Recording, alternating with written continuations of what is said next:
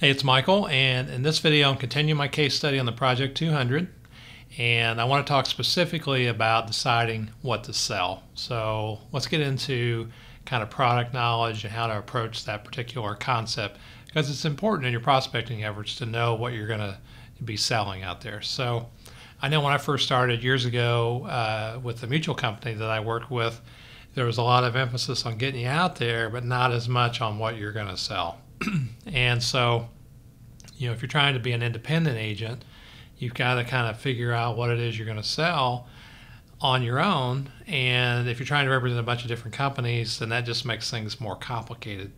So when it comes to deciding what you're going to sell, what I suggest is you don't try and be all things to all people, first of all. So just start with, like, I'm just going to represent one company for life insurance, and I'm just going to represent a couple of products.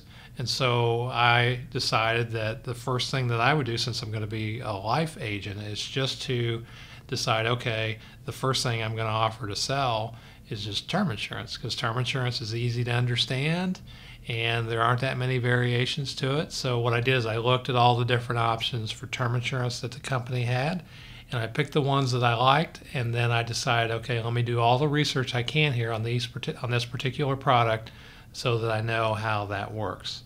And so that's what I did. And then I've already contacted a few people, and interestingly enough, the first product I sold was a whole life policy, so I thought that was kind of interesting that it would work out that way. But that's just kind of how it works. So once you kind of have the foundation for one particular product and you really have a good handle on it, and you're going to have to kind of look at these things.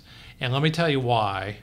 Even if you're working in conjunction with a captive company, because many times the people that you ask questions to will tell you how they think things work, but they're not always correct. So you need to make sure that you review everything for the particular product that you're going to focus on, so that you know what you're saying is accurate.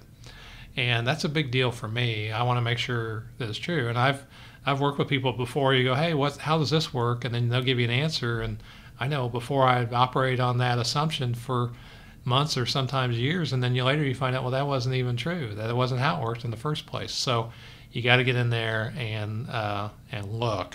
So start with one product and start marketing that one particular thing first, and then start expanding your knowledge into other products. Now, what we're going to do here as far as deciding what I'm going to sell, we're going to focus on two specific products. One will be strictly term life insurance, and the other will be whole life insurance.